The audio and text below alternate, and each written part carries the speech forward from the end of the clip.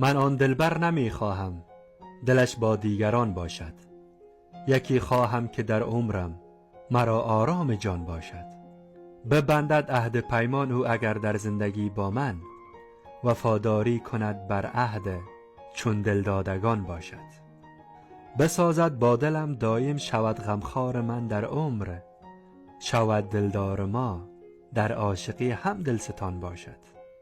نبینم من ز بدخلقی کند پژمرده ام چون گل، ز بدگویی بپرهیزد همی شیرین زبان باشد.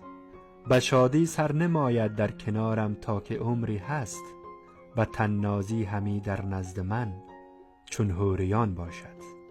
ز خوشخلقی شود در بین هم نوعان خود شهره، نرنجاند مرا در عمر با من مهربان باشد.